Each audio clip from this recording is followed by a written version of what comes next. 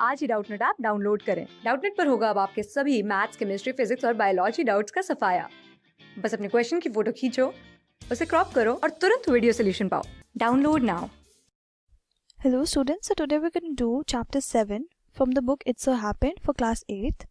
So chapter का नाम है The Open Window. तो हम अभी फर्स्ट पार्ट करते हैं.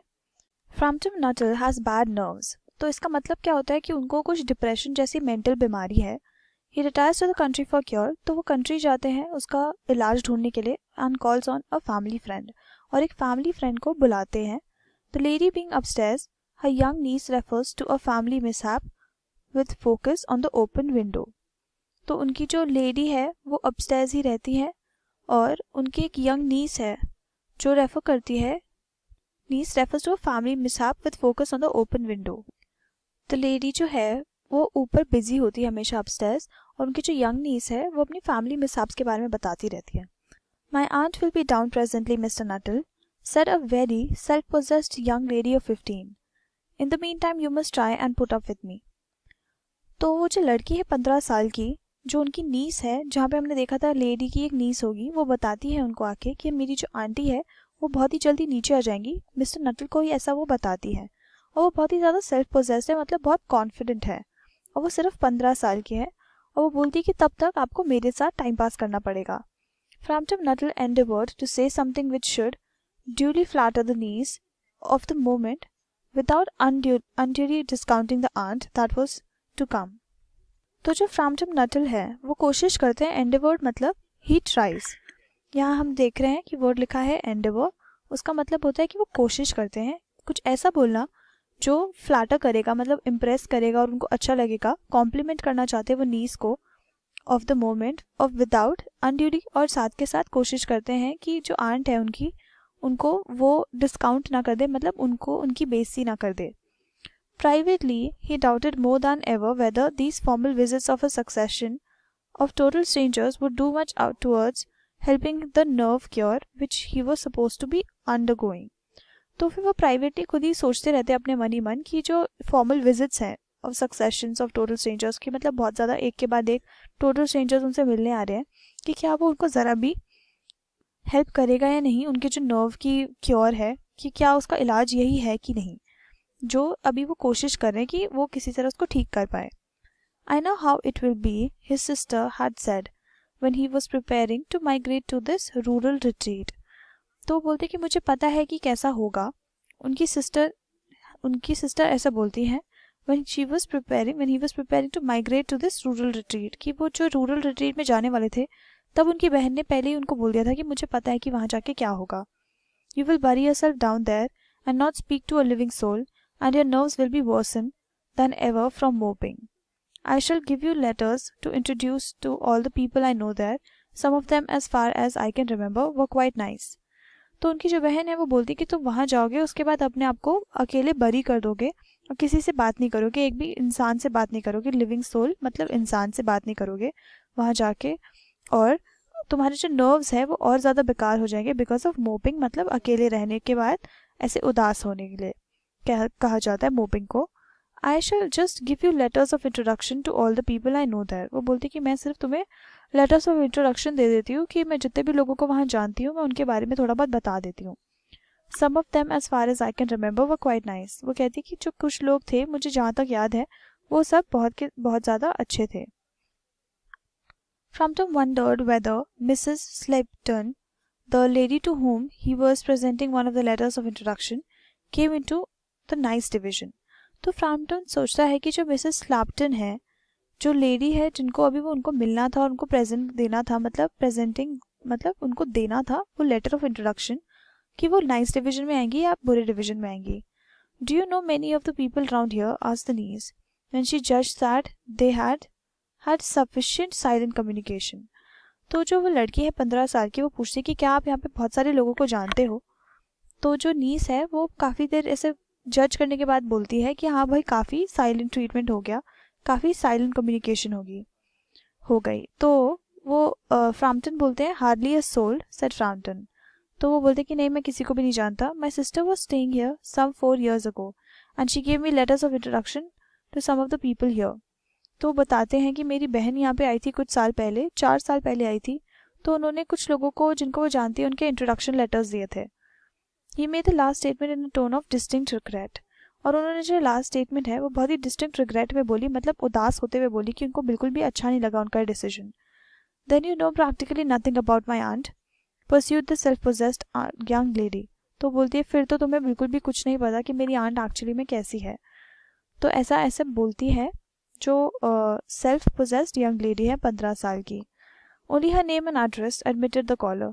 तो मिस्टर फ्रैम्पटन जो है वो बोलते कि हाँ मुझे सिर्फ इनका नाम और एड्रेस ही पता था। He was wondering whether Mrs Sappleton was in the married or widowed state. तो वो सोच रहे होते हैं कि जो मिसेस स्लैप्टन है कि उनकी शादी हो गई है या फिर उनके हस्बैंड की डेथ हो गई है, कौन से स्टेट में है वो। An undefinable something about the room seem to suggest masculine habitation. तो वहाँ पर कुछ अनडिफाइनेबल समथिंग होता है कि कुछ ऐसी चीज़ होती है जिसको कोई डिफाइन नहीं कर पा रहा, कि रूम में कुछ तो ऐसा होता है जिससे बहुत ज़्यादा मास्कुलिन हैबिटेशन की फील आती है, कि मतलब वहाँ पे मेल मेंबर्स रहते हैं। हैबिटेशन मतलब वहाँ पे हैबिटेट है उनका, मतलब वहाँ पे वो उनका रहन सहन होता है। तो कुछ ना कुछ था रूम में ऐसा जिसकी वजह से ऐसा लगता था कि हाँ यहाँ पर एक मर्द रहता है या फिर एक आदमी रहता है। Her great tragedy happened just 3 years ago, said the child. That would be since your sister's time. तो वो बोलती है कि जो उनकी नीस है, उनकी लेडी की जो नीस है, वो बोलती है कि उनका जो ग्रेट ट्रेजेडी है, जो बहुत ही ज़्यादा दुर्घटना घटी थी, वो 3 साल पहले भी थी, और वो तभी हुई थी जब उनकी सिस्टर वहाँ पे आई थी। Her tragedy, asked Flampton. Somehow in this restful country, spot tragedies seemed out of place.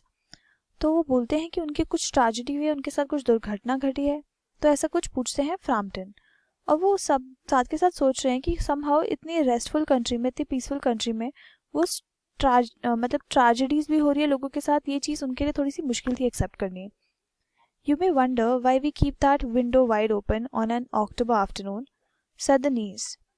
तो वो बोलती है, उनकी नीस, वो जो लेडी है उनकी नीस बोलती है कि तुमने वंडर कभी सोचा है, यू मस्ट हैव वंडर्ड, कि हम जो वो विंडो है वो वाइड ओपन क्यों रखते हैं अक्टूबर आफ्टरनून में, indicating a large French window that opened on to a lawn. और वो एक इशारा करती है एक फ्रेंच विंडो की तरफ जो बिल्कुल खुला हुआ होता है लॉन के पास। It is quite warm for the time of the year, said Framton, but has that window got anything to do with the tragedy. तो बोलती कि हाँ इस वक्त तो, साल के इस वक्त में, मतलब अक्टूबर के टाइम पर बहुत गर्मी हो जाती है, तो इस वजह से शायद खुल के रखा होगा, बट क्या इस विंडो का कुछ सिग्निफिकेंस है उस ट्रेजेडी के साथ। Out through that window 3 years ago to a day, her husband and her 2 young brothers went off for their day's shooting. They never came back. In crossing the moor to their favorite shooting ground, they were all three engulfed in a treacherous piece of bog. It had been the dreadful wet summer, you know, and places that were safe in the other years gave way suddenly without warning.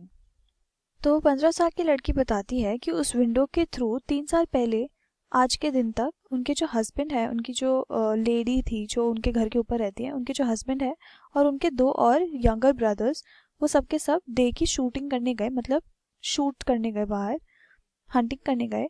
They never came back, तो वो वापस ही नहीं आए। In crossing the moor to their favourite shooting ground, तो वहाँ पे गोलियाँ वगैरह चलाते थे गन्स वगैरह के साथ। तो वहाँ पे जाके जो क्रॉसिंग उनका, वो क्रॉस करे थे मोर को। मोर क्या होता है, ग्रासलैंड होता है, तो उनका फेवरेट शूटिंग ग्राउंड वही था। तो वो तीनों के तीनों निकलते हैं और एनगल्फ हो जाते हैं ट्रेचरस पीस ऑफ बॉग में। ट्रेचरस का मतलब होता है बहुत ज़्यादा डेंजरस, और बॉग होता है वेट स्पंजी ग्राउंड, उसको दलदल कहा जाता है। सो वो जो बॉग है वो उसके अंदर सबके सब मिल जाते हैं, घुस जाते हैं और अटक जाते हैं। It had been that dreadful wet summer, और उस पूरे समर में बहुत ज़्यादा चिपचिपाहट होती है, you know, and places that were safe in other years gave way suddenly without warning. और उस साल में जो प्लेसेस होते हैं जो सेफ थे उस साल, वो और ज़्यादा उन सेफर प्लेसेस ने सबने वार्निंग सिग्नल्स लगा दिए कि वहाँ पे ध्यान से चलो and all that. Their bodies were never recovered, that was the dreadful part of it. और उन सबकी बॉडीज़ भी थी, वो कभी मिली ही नहीं, तो वो था सबसे ज़्यादा बुरी बात। ड्रेडफुल मतलब उदास होने वाली बात।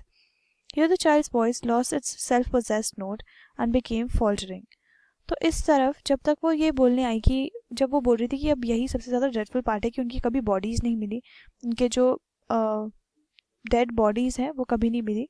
तो जो चाइल्ड है उनकी जो वॉइस है, जिस उसकी आवाज़ में जो सेल्फ पोजेस्ड नोट होता था कि मतलब वो बहुत कॉन्फिडेंट है, वो नोट चला गया और बिकेम फॉल्टरिंग। मतलब अचानक से एक फॉल्टरिंग वॉइस होते, शेकी और हेसिटेंट वॉइस हो गई उनकी। फिर हम आगे देखते हैं।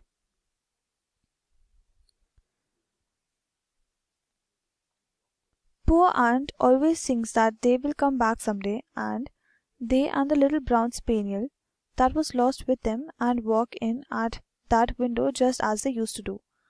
तो वो बोलती है कि पुअर आंट, जो उनकी आंटी है, वो हमेशा ऐसा सोचती है कि वो किसी ना किसी दिन वापस आएंगे, और वो उनके साथ एक ब्राउन स्पेनियल मतलब एक डॉग है वो भी गया था, और वो सबके सब एक साथ आएंगे और वॉक करेंगे उसी विंडो के थ्रू जैसे वो पहले आते थे। That is why the window is kept open every evening till it is quite dusk. तो इसी वजह से वो हर सुबह को जाके विंडो खोल देती है शाम तक। Poor dear aunt, she had often told me how they went out, her husband with his white waterproof coat over his arm. तो बोलती है कि पुअर आंट, उनकी जो आंटी है, कितनी ज़्यादा मतलब बेचारी है, क्योंकि उन्होंने मेरे को काफ़ी बारी बताया कि वो किस तरह से बाहर जाते थे। उनके हस्बैंड जाते थे एक वाइट वाटरप्रूफ कोट लेके अपने आर्म में, and Ronnie her youngest brother, उनका जो यंगेस्ट ब्रदर है उसका नाम था Ronnie, singing Bertie why do you bound. तो रॉनी जो है उनका यंगेस्ट ब्रदर हमेशा गाना गाता था, Bertie why do you bound, as he always did to tease her, क्योंकि वो हमेशा उनको चिढ़ाते रहते थे उनकी आंटी को, because she said it got on her nerves, क्योंकि उनको हमेशा इरिटेट हो जाती थी वो बहुत जल्दी। Do you know sometimes on still quite evenings like this I almost get a creepy feeling that they will all walk in through that window. तो जो नीस है वो बोलती है कि आपको बताऊँ क्या, कि उनको कभी कभी सच में ऐसा लगता है कि कभी कभी उनको ऐसे क्रीपी फीलिंग आती है कि वो सबके सब सच में उस विंडो में से चल के वापस आ जाएंगे। सो हमने अभी तक फर्स्ट हाफ पढ़ा है कि हमें उनका बैकग्राउंड पता है कि उनकी जो आंटी है उनके हस्बैंड के साथ और उनके छोटे भाइयों के साथ क्या हुआ। सो हमने अभी तक ये देखा इस वीडियो में। नेक्स्ट वीडियो में हम पढ़ेंगे चैप्टर का part 2। So we'll continue the chapter in that video. Thank you so much. Class 6 से 12 से लेके नीट, IIT, JEE मेंस और एडवांस के लेवल तक 10 मिलियन से ज्यादा स्टूडेंट्स का भरोसा। आज ही डाउनलोड करें डाउटनेट ऐप या व्हाट्सएप कीजिए अपने डाउट्स 8400 400 400 पर।